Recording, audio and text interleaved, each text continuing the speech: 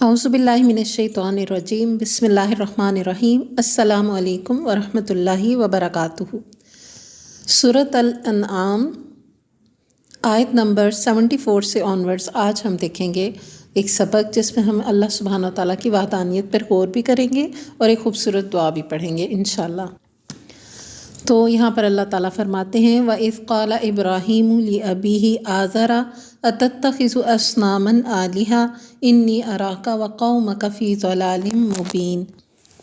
اور وہ وقت یاد کرنے کے قابل ہے جب ابراہیم علیہ السلام نے اپنے باپ آزر سے فرمایا کہ کیا تو بتوں کو معبود قرار دیتا ہے؟ بے شک میں تجھ کو اور تیری ساری قوم کو صریح گمراہی میں دیکھتا ہوں۔ یہاں پر حضرت ابراہیم علیہ السلام اور ان کی قوم خصوصاً ان کے والد کا طرز عمل بتایا جا رہا ہے۔ مورخین حضرت ابراہیم علیہ السلام کے باپ کے دو نام ذکر کرتے ہیں، ایک آزر اور ایک طارخ۔ ممکن ہے دوسرا نام لقب ہو۔ بعض کہتے ہیں کہ آزر آپ کے چچا کا نام تھا، لیکن یہ صحیح نہیں ہے، اس لیے کہ قرآن نے آزر کو حضرت ابراہیم علیہ السلام کے باپ کے طور پر ذکر کیا ہے، لہٰذا یہی صحیح ہے۔ تو ان کی قوم سمیت ان کے والد کے بت پرستی کی گمراہی میں مبتلا تھی اور حضرت ابراہیم علیہ السلام اس بات کی نشاندہی کر رہے تھے۔ وَكَذَلِكَ نُرِي إِبْرَاهِيمَ مَلَكُوتَ السَّمَاوَاتِ وَالْأَرْضِ وَلِيَكُونَ مِنَ الْمُوقِنِينَ، اور ہم نے اسی طرح ابراہیم علیہ السلام کو آسمانوں اور زمین کی مخلوقات دکھائیں اور تاکہ وہ کامل یقین کرنے والوں میں سے ہو جائیں۔ یہاں ملکوت مبالغے کا صیغہ ہے، اس سے مراد مخلوقات ہے، جس کا مفہوم یہی ہے کہ اللہ سبحانہ و تعالیٰ نے عرش سے لے کر اسفل عرش تک کا ابراہیم علیہ السلام کو مشاہدہ کروایا تاکہ ان کا یقین پختہ ہو، انہیں عین الیقین حاصل ہو۔ فَلَمَّا جَنَّ عَلَيْهِ اللَّيْلُ رَأَىٰ كَوْكَبًا قَالَ هَٰذَا رَبِّي فَلَمَّا أَفَلَ قَالَ لَا أُحِبُّ الْآفِلِينَ۔ پھر جب رات کی تاریکی ان پر چھا گئی تو انہوں نے ایک ستارہ دیکھا، آپ نے فرمایا کہ یہ میرا رب ہے، مگر جب وہ غروب ہو گیا تو آپ نے فرمایا کہ میں غروب ہو جانے والوں سے محبت نہیں رکھتا، یعنی غروب ہونے والے معبود تو حقیقی معبود ہو ہی نہیں سکتے، جو حقیقی معبود ہے وہ تو الحی ہے، القیوم ہے، تو یہ غیر حقیقی معبودوں کو معبود کا درجہ کیوں کر دیا جائے۔ فَلَمَّا رَأَى الْقَمَرَ بَازِغًا قَالَ هَٰذَا رَبِّي فَلَمَّا أَفَلَ قَالَ لَئِن لَّمْ يَهْدِنِي رَبِّي لَأَكُونَنَّ مِنَ الْقَوْمِ الضَّالِّينَ۔ پھر جب چاند کو چمکتا ہوا دیکھا تو فرمایا کہ یہ میرا رب ہے، لیکن جب وہ غروب ہو گیا تو آپ نے فرمایا کہ اگر مجھ کو میرے رب نے ہدایت نہ کی تو میں گمراہ لوگوں میں شامل ہو جاؤں گا۔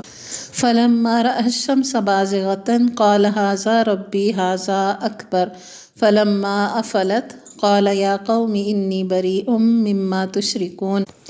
پھر جب آفتاب کو چمکتا ہوا دیکھا تو فرمایا کہ یہ میرا رب ہے، تو یہ سب سے بڑا ہے۔ پھر جب وہ بھی غروب ہو گیا تو آپ نے فرمایا کہ اے میری قوم، بے شک میں تمہارے شرک سے بیزار ہوں۔ اصل میں یہاں پر حضرت ابراہیم علیہ السلام نے نہایت ہی لطیف پیرائے میں چاند سورج کے پجاریوں پر ان کے معبودوں کی بے حیثیتی کو واضح کر دیا۔ ایک بڑے ہی خوبصورت انداز میں ان کو پریکٹیکلی سمجھایا کہ یہ تو غروب ہو جاتے ہیں جن کو تم خدا کہتے ہو، تو یہ کیسے معبود ہیں؟ ان کو تو معبود کہنا درست نہیں ہے۔ اور ان کو یہ بھی بتایا کہ میں تو اس شرک سے بالکل بری الذمہ ہوں، اس لیے کہ ان سب چیزوں میں تو تبدیلی آ رہی ہے، کبھی یہ طلوع ہوتے ہیں، کبھی یہ غروب ہو جاتے ہیں، اور یہی اس بات کی دلیل ہے کہ یہ مخلوق ہیں اور ان کا خالق کوئی اور ہے جس کے حکم کے یہ تابع ہیں۔ جب یہ خود مخلوق اور کسی کے تابع ہیں تو کسی کو نفع و نقصان پہنچانے پر کس طرح قادر ہو سکتے ہیں؟ اور اس مشاہدے کو ان کے سامنے بیان کرنے کے بعد فرمایا انی وجہت وجہی للذی فطر السماوات والارض حنیفا وما انا من المشرکین۔ میں اپنا رخ اس کی طرف کرتا ہوں جس نے آسمانوں اور زمین کو پیدا کیا یکسو ہو کر، اور میں شرک کرنے والوں میں سے نہیں ہوں۔ تو یہ ہے حضرت ابراہیم علیہ السلام کی بہت پیاری دعا، انی وجہت وجہی للذی، میں نے اپنا چہرہ اس ذات کے چہرے کی طرف کر لیا، فطر السماوات والارض، جس نے آسمان و زمین کو تخلیق کیا، پیدا کیا، حنیفاً، فوکسڈ، یک رخ، اس کے علاوہ اور دوسری طرف میرا رخ نہیں ہے، یہ ایک ہی رخ ہے میرا، وما انا من المشرکین، اور میں مشرکین میں سے نہیں ہوں۔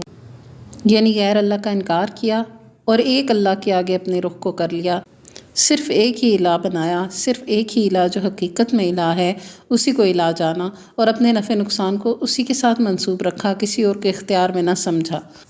انی وجہت وجہی للذی فطر السماوات والارض، آسمان و زمین کا جو بنانے والا ہے نا، اس کی طرف میرا رخ ہے، اسی سے مجھے امید ہے، اسی کی طرف میں اپنا چہرہ کیے ہوئے ہوں، اس ذات کے چہرے کی طرف میں دیکھتا ہوں، اس ذات کے چہرے کی طرف میرا چہرہ ہے، حنیفاً، صرف اسی کی طرف، آگے پیچھے میں نہیں دیکھتا، اوروں سے میں کوئی غرض نہیں رکھتا، وما انا من المشرکین، کیونکہ میں مشرکوں میں سے نہیں ہوں۔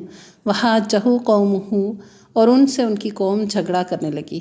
آپ نے فرمایا کیا تم اللہ کے معاملے میں مجھ سے جھگڑا کرتے ہو، حالانکہ اس نے مجھ کو طریقہ بتایا ہے، اور میں ان چیزوں سے جن کو تم اللہ کے ساتھ شریک بناتے ہو نہیں ڈرتا۔ ہاں اگر میرا پروردگار ہی کوئی معاملہ چاہے، میرا پروردگار ہر چیز کو اپنے علم میں گھیرے ہوئے ہے، کیا تم پھر بھی خیال نہیں کرتے؟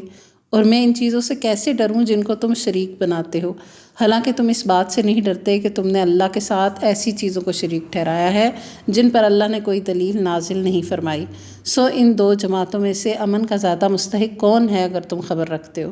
یعنی وہ جو صرف ایک اللہ کو پکارتا ہے اور حق سچ کی بات کرتا ہے وہ امن کا زیادہ مستحق ہے، یا وہ جو اللہ کا حق روک کر ناحق غیر معبود کو اللہ کے ساتھ شریک ٹھہراتا ہے؟ جو لوگ ایمان لائے اور اپنے ایمان کو شرک کے ساتھ آلودہ نہیں کیا، انہی کے لیے امن ہے اور وہی راہ راست پر چل رہے ہیں۔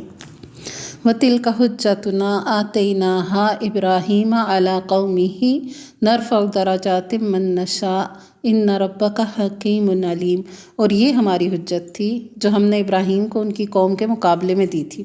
یعنی یہ ہم نے ابراہیم علیہ السلام کو جو توحید کا طریقہ سکھایا تھا، توحید الہی پر ایسی حجت اور دلیل جس کا کوئی جواب ابراہیم علیہ السلام کی قوم سے نہ بن پڑا۔ اور پھر اللہ سبحانہ وتعالیٰ کی طرف سے انعامات، وَوَهَبْنَا لَهُ إِسْحَاقَ وَيَعْقُوبَ كُلًّا هَدَيْنَا وَنُوحًا هَدَيْنَا مِن قَبْلُ وَمِن ذُرِّيَّتِهِ دَاوُودَ وَسُلَيْمَانَ وَأَيُّوبَ وَيُوسُفَ وَمُوسَىٰ وَهَارُونَ وَكَذَٰلِكَ نَجْزِي الْمُحْسِنِينَ، اور ہم نے ان کو اسحاق دیا اور یعقوب، یعنی حضرت ابراہیم علیہ السلام کو بڑھاپے میں جب کہ اولاد ہونے کی توقع نہیں ہوتی، اس وقت بیٹے کے ساتھ ایسے پوتے کی بھی بشارت دی جو یعقوب ہوگا، اور پھر ان کی نسلوں سے آگے اور پیغمبروں کی بشارت، کیونکہ یعقوب کے معنی میں ہی عقب کا جو لفظ ہے، یعقوب عقب کے لفظ سے نکلا ہے، اور اسی میں اولاد کا سلسلہ چلتے رہنے کا معنی بھی آ گیا۔ اور نوح علیہ السلام کو ہدایت کی، اور ان کی اولاد میں سے داود اور سلیمان علیہ السلام اور ایوب کو بھی علیہ السلام۔ وَكَذَٰلِكَ نَجْزِي الْمُحْسِنِينَ، اور اسی طرح ہم نیک کام کرنے والوں کو جزا دیا کرتے ہیں۔ احسان کے درجے پہ چلنے والے محسنین کو، حسن کے ساتھ، حسن و خوبی کے ساتھ اللہ کی اطاعت بجا لانے والے کو اللہ سبحانہ وتعالیٰ اس طرح انعام دیا کرتے ہیں۔ وَزَكَرِيَّا وَيَحْيَا وَعِیسیٰ وَإِلیاس کل من الصالحین، اور زکریا اور یحییٰ اور عیسیٰ اور الیاس علیہم السلام سب کے سب نیکوکار تھے۔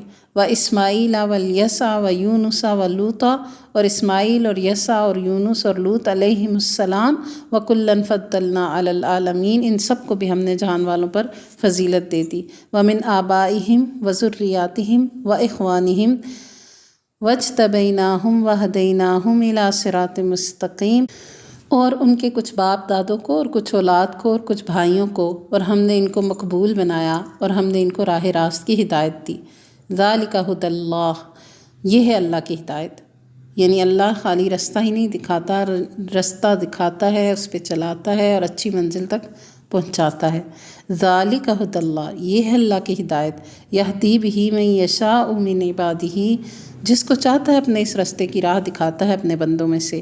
وَلَوْ أَشْرَكُوا، اور اگر یہ بھی شرک کرتے، اگر یہ سب جو اتنے نیکوکار ہیں اگر شرک کر لیتے، لَحَبِطَ عَنْهُمْ مَا كَانُوا يَعْمَلُونَ، تو جو کچھ یہ اعمال کرتے تھے ان کے سب اکارت ہو جاتے، ضائع ہو جاتے۔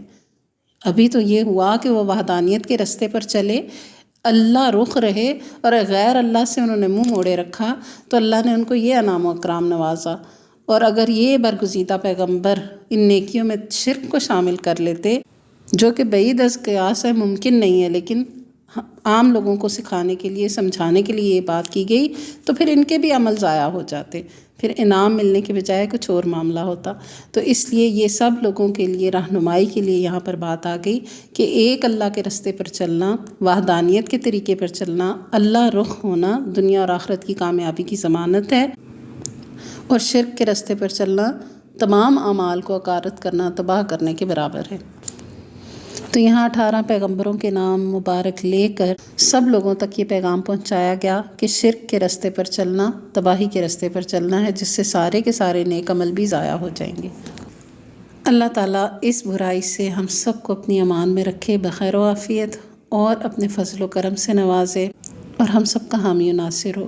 وآخر دعوانا ان الحمد للہ رب العالمین، آمین۔ سبحان ربک رب العزت عما یصفون وسلام علی المرسلین والحمد للہ رب العالمین۔ السلام علیکم ورحمۃ اللہ وبرکاتہ۔